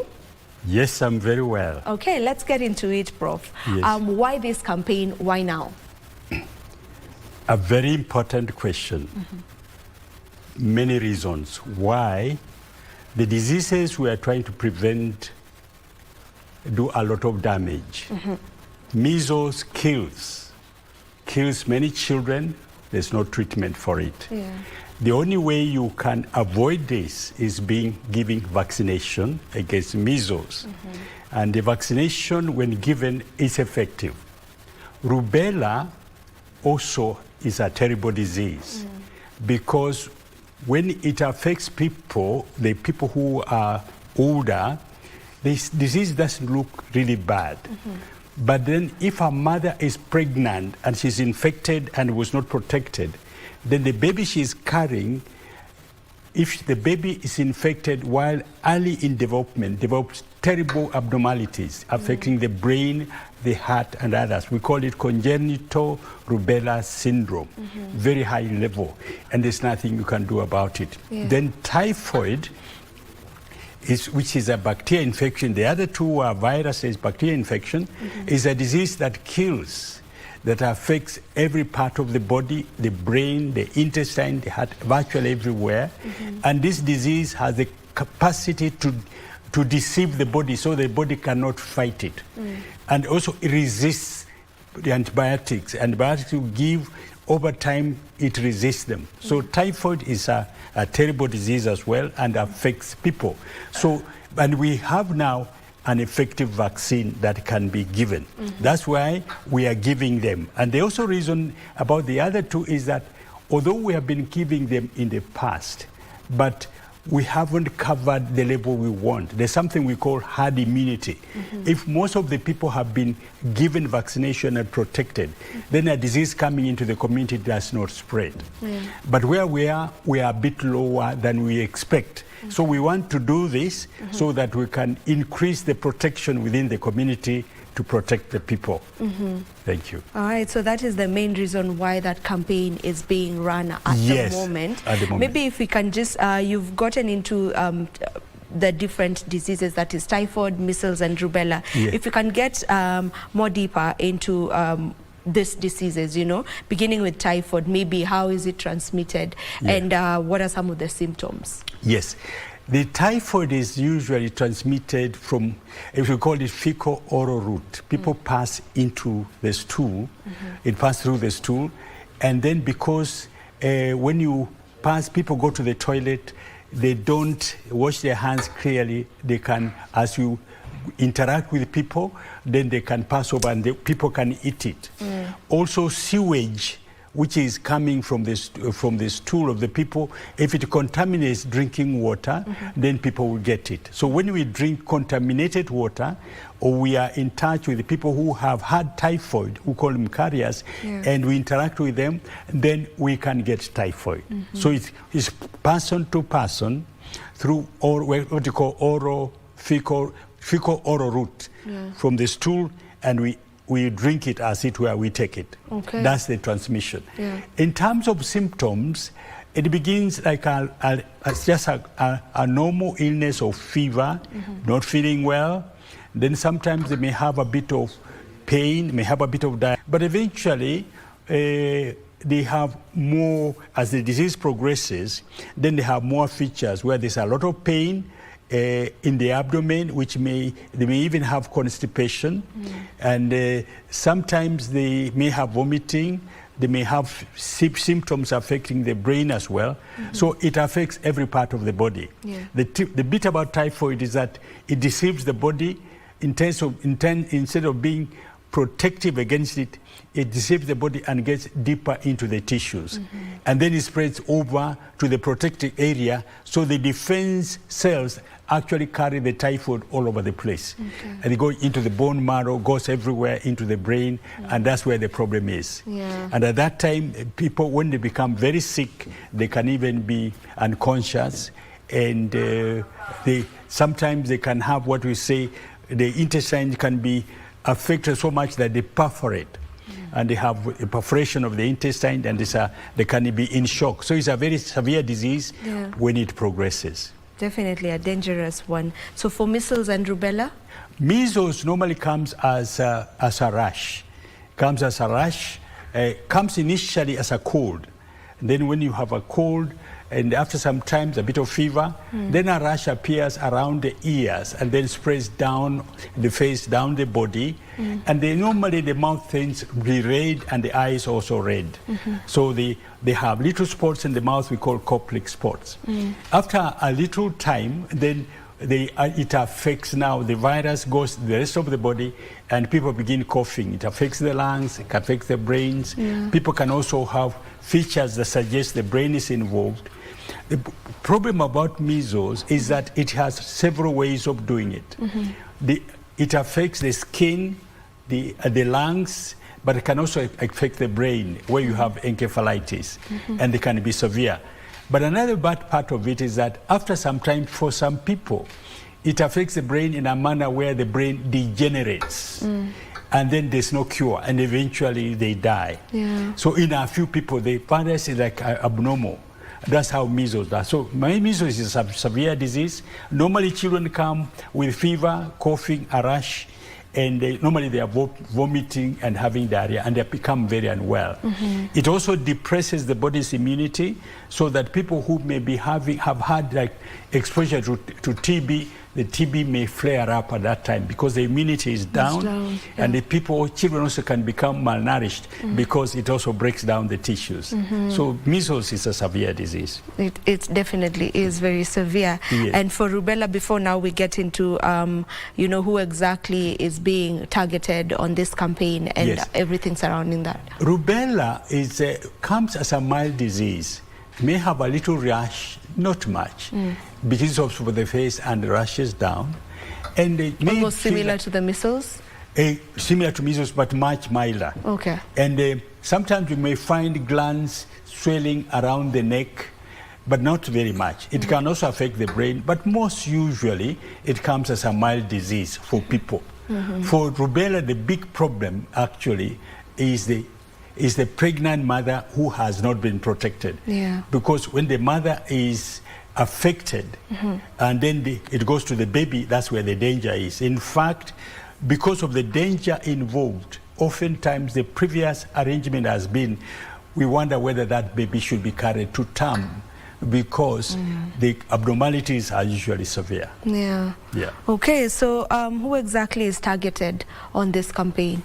Yes, it's actually children.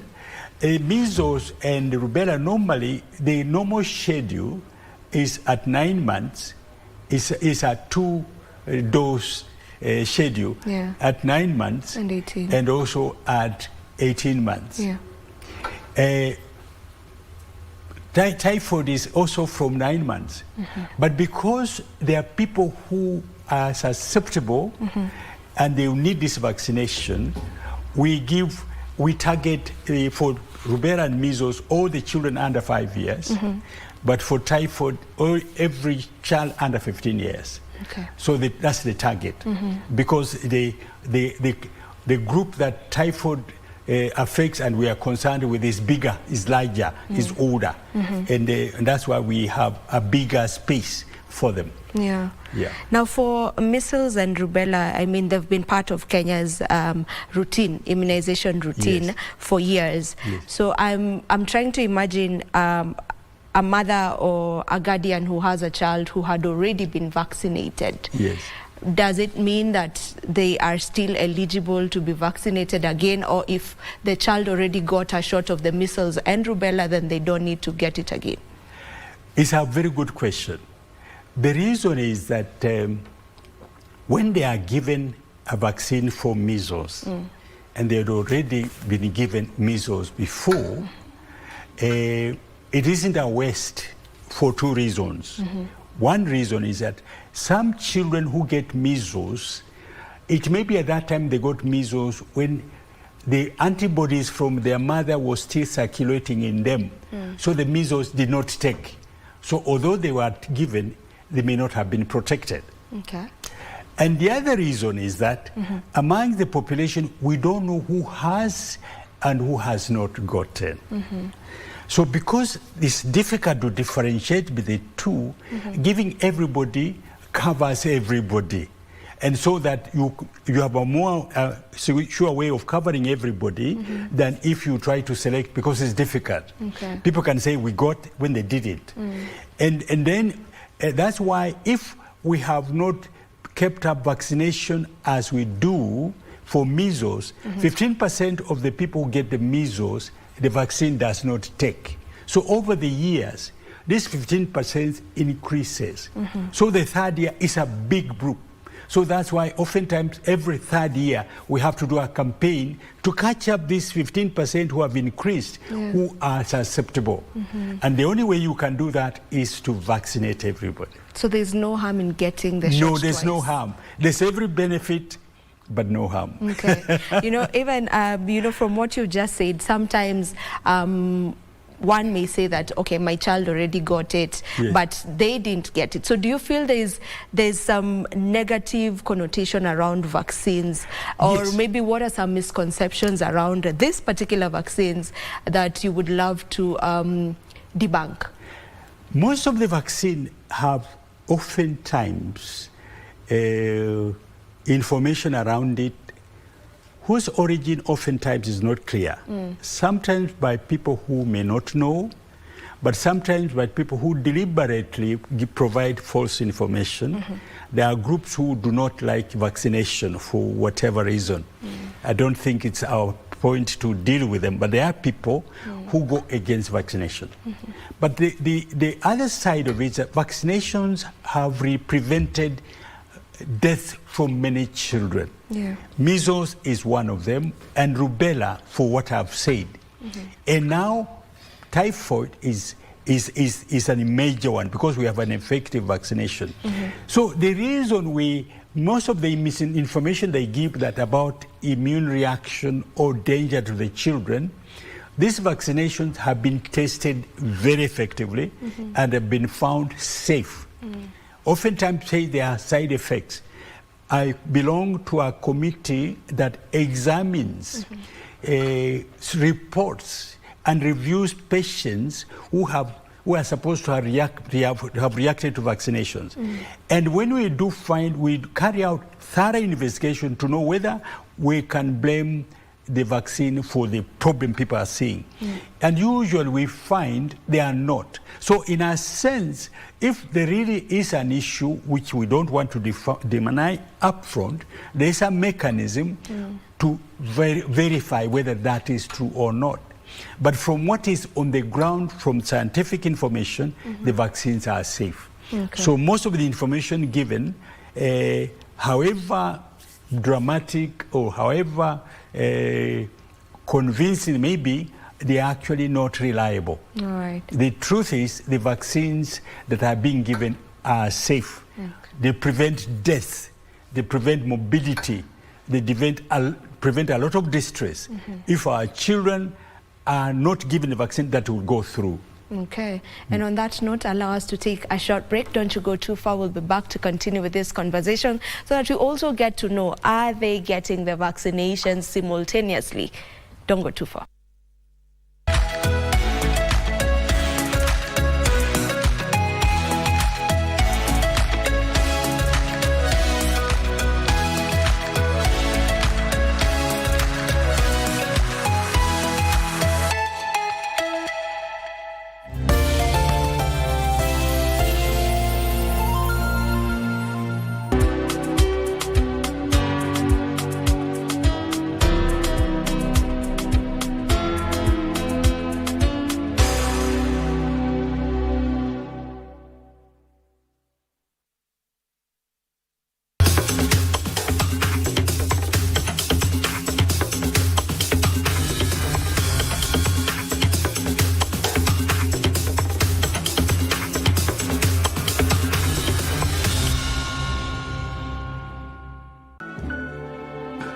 What are your plans that now the house has been written under your name, considering that the family will be against you and I know you cannot hold the pressure? As long as I'm still alive, you'll never own this property. After everything Mama Felix amefanya, na bado hujamkasirikia? Can't take this anymore. She just has a holier than thou attitude and I will not entertain it. Bibi yako ananitisha kwa jikoni. Wewe unakuja hapo unataka pia kunitisha. Mbona aibu nyinyi watu? Wish I could take all this back. Would you? Really? How? Apart from this house and that piece of land, you and I, we are not friends.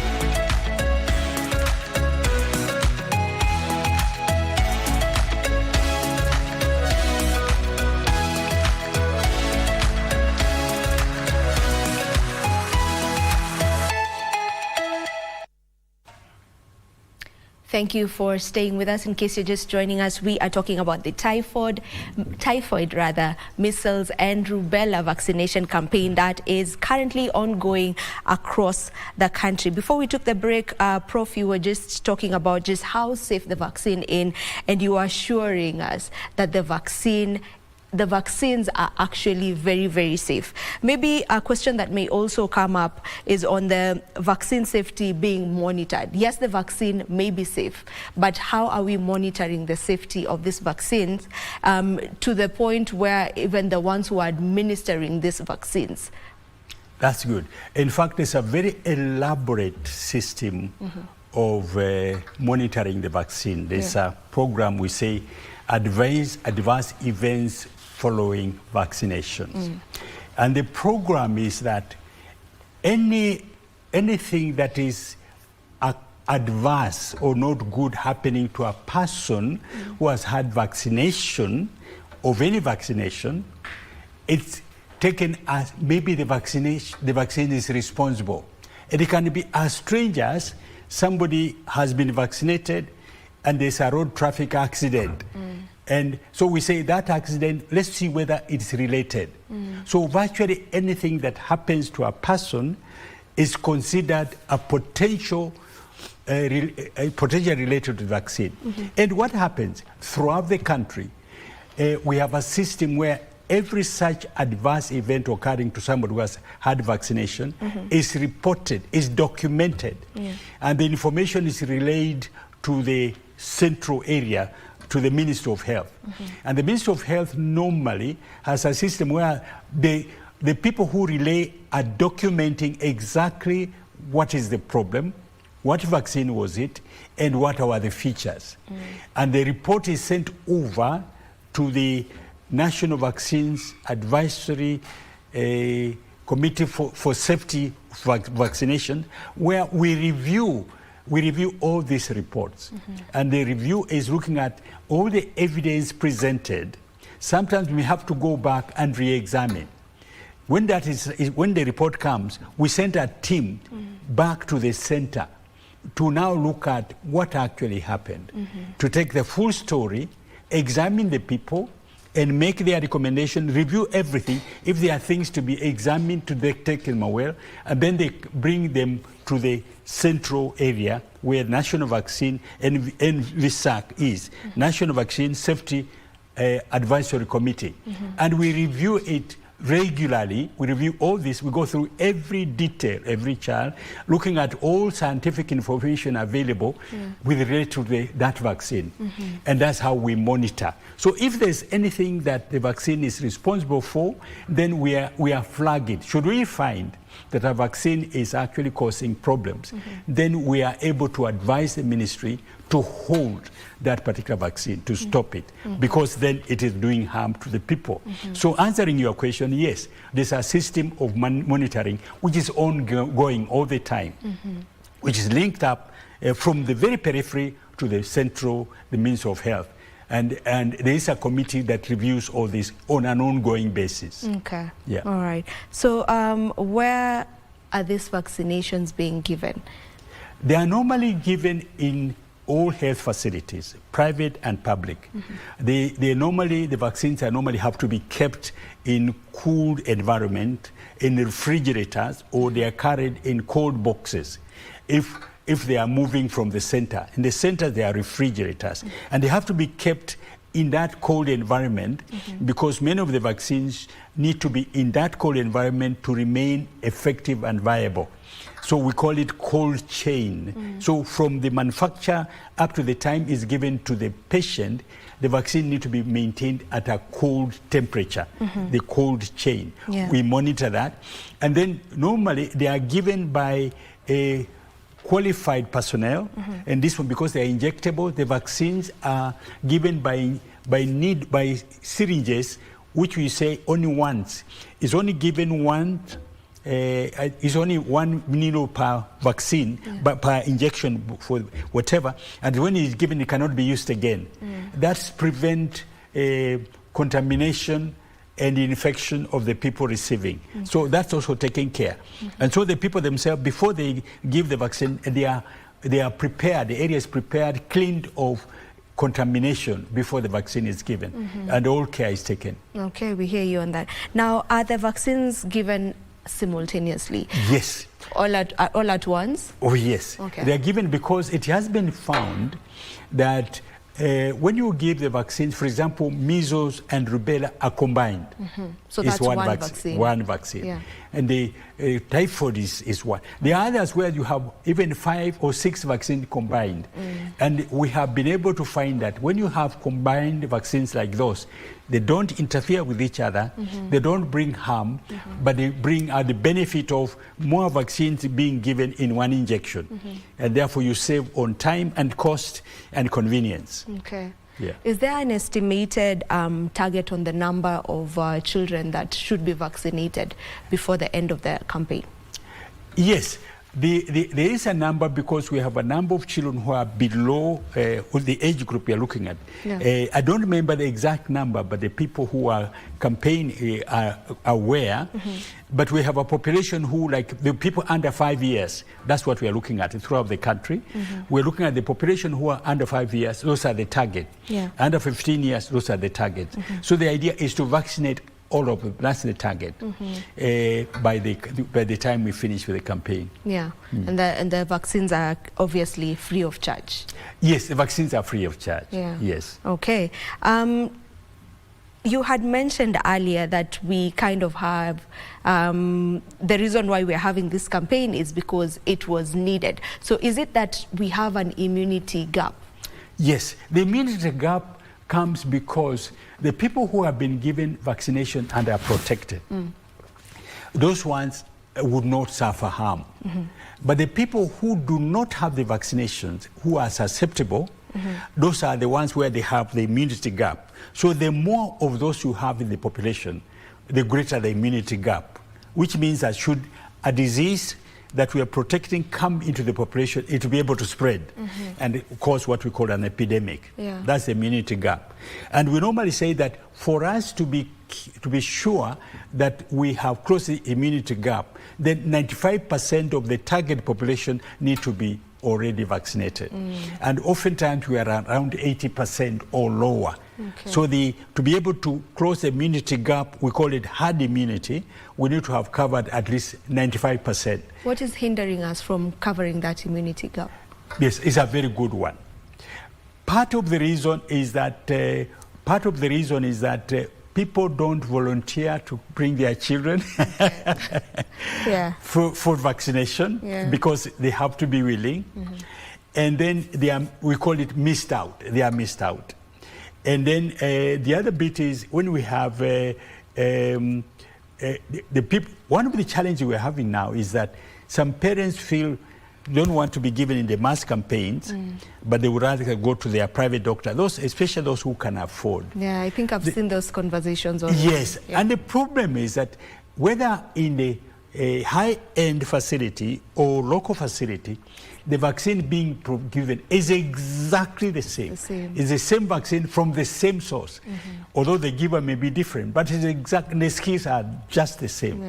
So it doesn't make any difference getting the vaccine from the public campaign is no worse than in your private facility where you may pay something. This is free. I think I'd seen that conversation. I had seen a number of people saying they're not going to get their shots because the health providers were moving in A states giving this vaccine shots, and there were those who were saying my child is not going to get it until I go confirm with our private doctor if it's actually safe for them to get it. So yes, it's interesting because the private doctor for most of them is a pediatrician.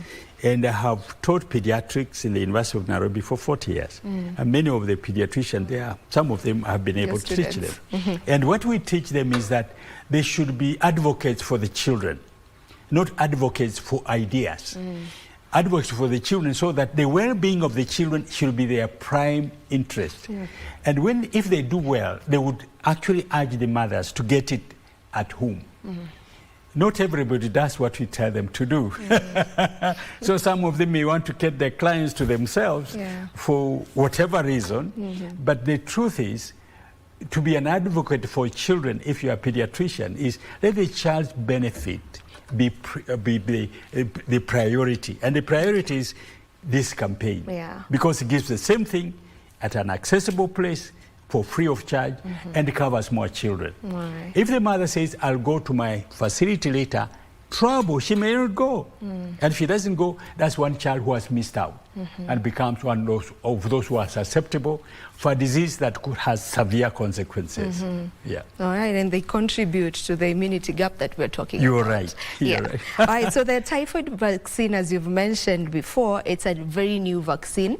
And it's being given to kids under the age of 15 years. What of adults? Since it's a new vaccine, can someone like me just go get the shot? It could. Except that the reason they are doing that is because of the amount of resources needed to do for everybody. And also the reason is that the mortality and morbidity, most of the worst experiences are in the children under 15 for typhoid. So given that, one, because we don't have enough resources to get everybody. Two, the group that suffers most is the under 15. It makes sense that we target this with the resources we have. And then, but any adult can get the typhoid vaccine. It's true. Okay, so I can walk into any... Yes, we do that. But even for typhoid, one of the things we encourage is that hygiene is very important. Initially, we didn't have a vaccine that was effective, and our emphasis was hygiene in terms of the sewage disposal, clean handling of the stool disposal, and even our hands, hygiene on what we eat and how we handle. There are people we call carriers who, when the typhoid has infected them, it resides in them and they spill out this typhoid from time to time, and they contaminate people. So if we were able to find them as food handlers, normally we have a way of dealing with them to prevent them from from infecting people. Yeah. So we have strategies to prevent infection other than vaccination. But the vaccine is the most effective. It's the most effective. All right, how long is the campaign running? Is running up to 14th of this month. Okay. It began on 5th and it's running to 14th of this month. Up to 14th, so time is almost running out. Time is almost running out, Yeah. yes. What is the call to action? I didn't get it. What is the call to action? Like if you are to speak to someone who's watching us right now, what are you telling them? Please bring your children, all the children within that target, to be vaccinated. This campaign is for the welfare of the children. It is not going to harm the children, it's going to give them protection.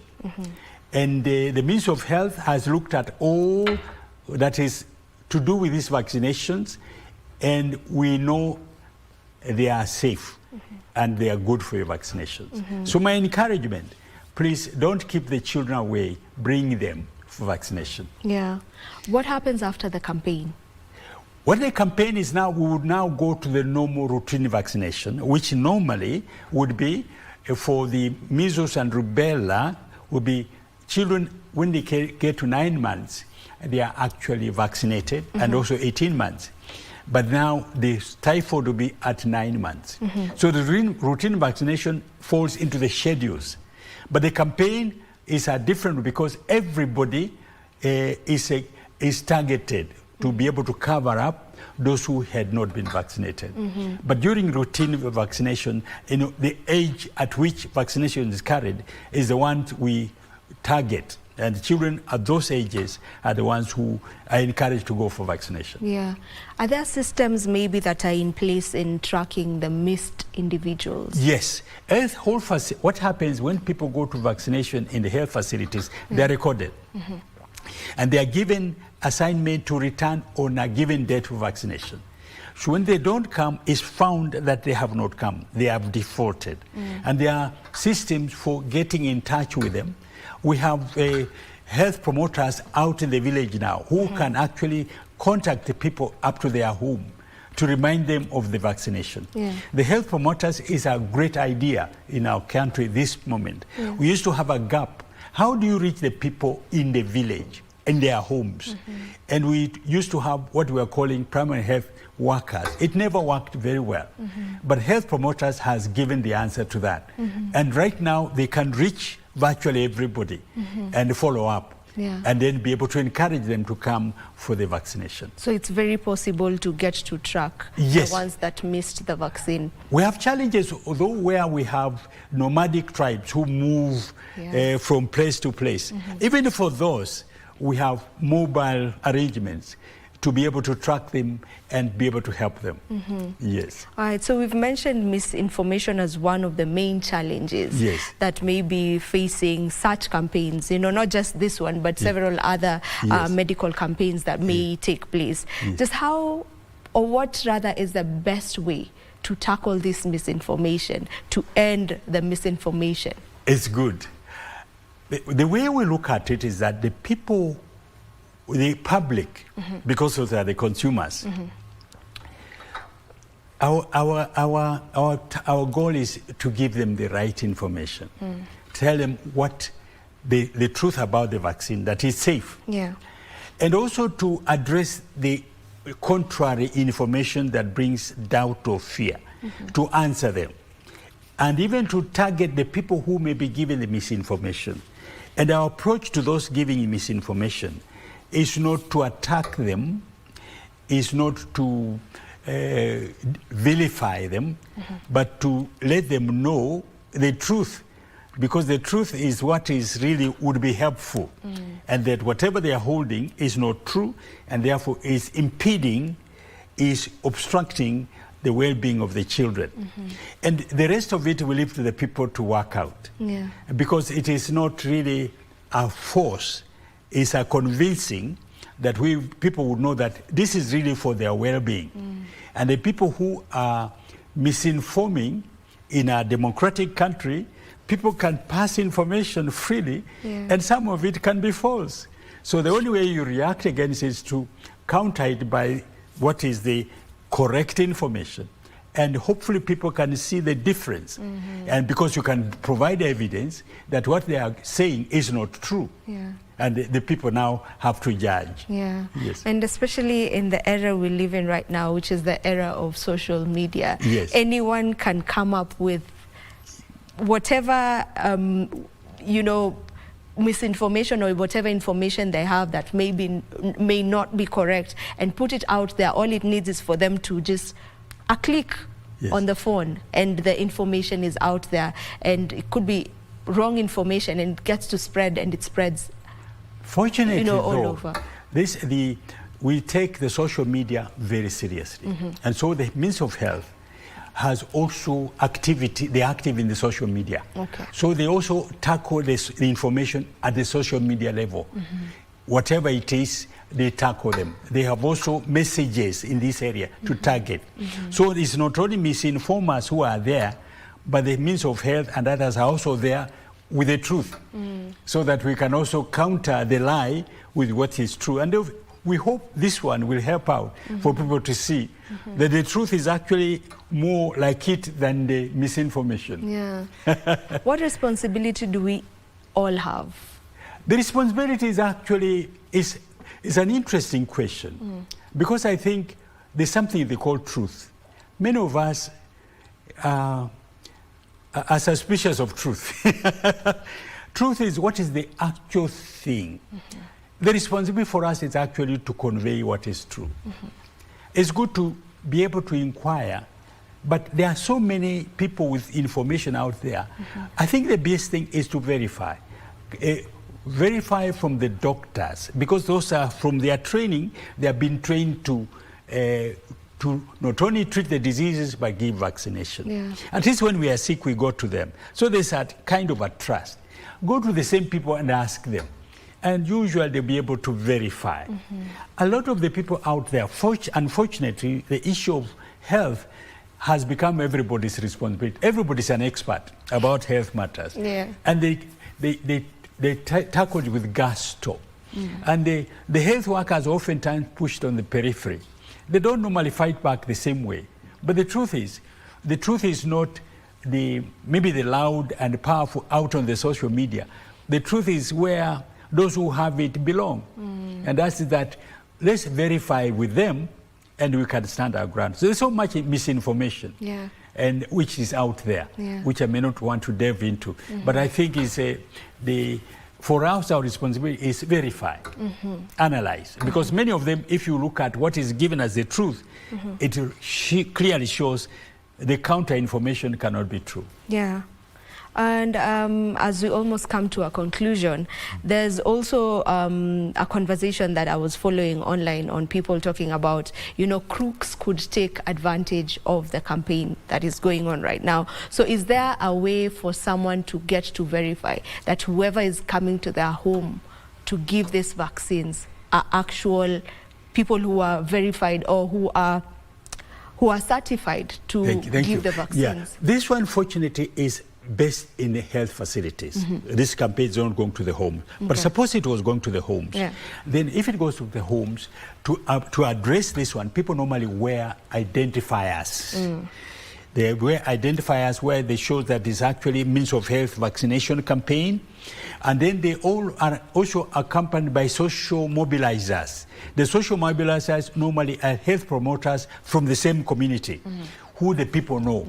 And they will be coming as a group on a given day over prescribed time, and oftentimes the information would have been given ahead. So the safety is that the people who would come trying to vaccinate must be within this group. If they are not outside this group, then there's reason for people to take caution and maybe not cooperate. Because as we say, it's true, crooks can take advantage. But we have made sure that to avoid that, we publicize, we identify the people doing it, and we have local participants working with them and confirming that this is really the official vaccinators. But for the health facilities, we are going to the health facilities where people normally go, and that's what that's where the vaccines are being given. So we're urging the people to go there for vaccination. Okay. Thank you. Are they being administered in schools?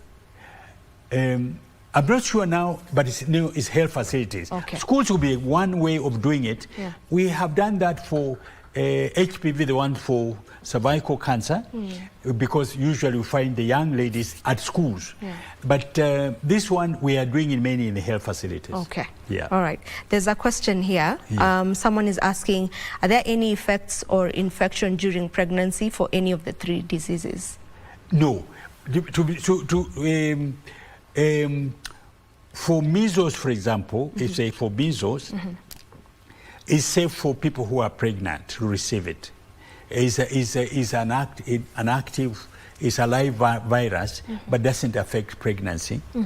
Rubella vaccine is in safe, we call attenuated. The vaccine is actually weakened.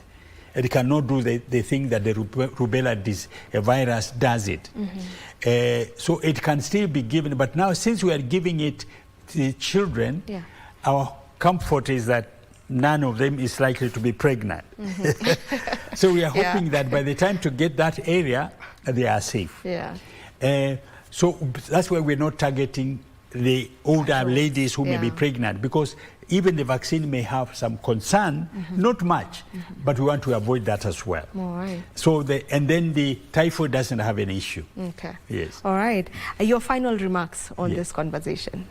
Please join the Minister of Health in reaching out for the welfare of children and preventing the effects, devastating, drastic effects of these 3 diseases: measles, rubella, and typhoid.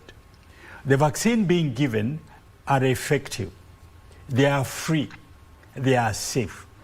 Please move out for the well-being of our children, and you will not regret it. Thank you. Thank you so much, Prof, for joining us on this conversation, and thank you for just shedding light out there. And you know, I am sure the parents are watching and they've heard it from you that the vaccines are actually safe, and prevention is always better than cure. There's no need for your child to suffer from measles or rubella or typhoid when there's a vaccine that can give them 100% protection from these diseases. So thank you very much for joining us. Thank you.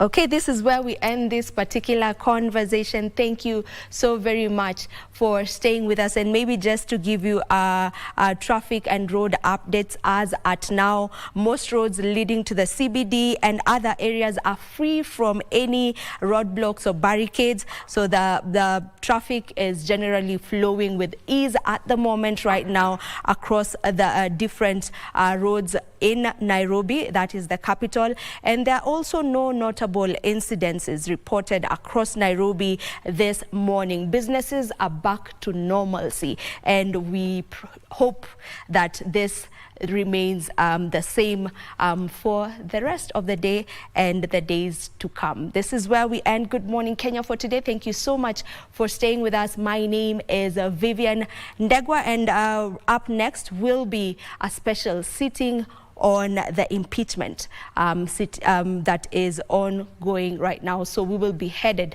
to the Senate for that. Do enjoy the rest of your viewing. Goodbye.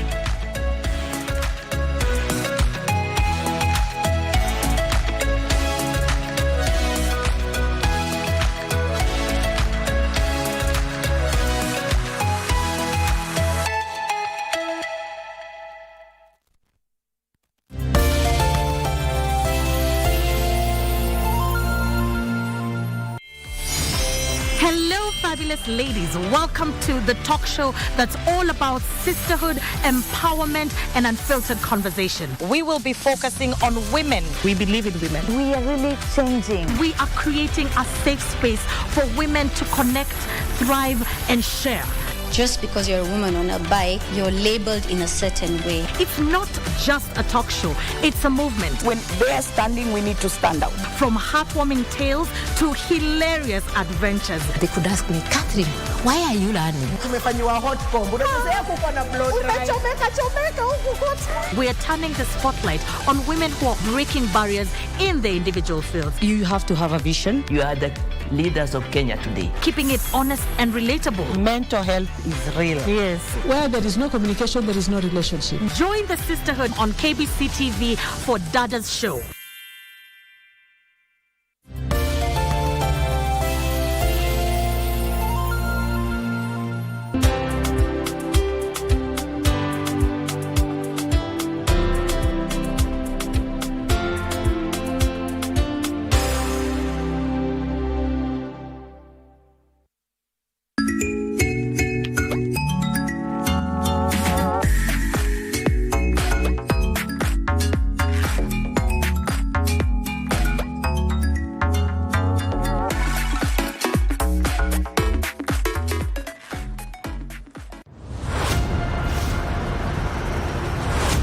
Women's Africa Cup of Nations, Morocco.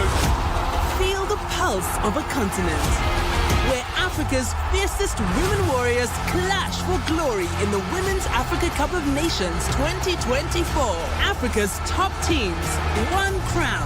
Morocco hosts once more, ready to etch new legends into history. Rising stars, one stage to shine.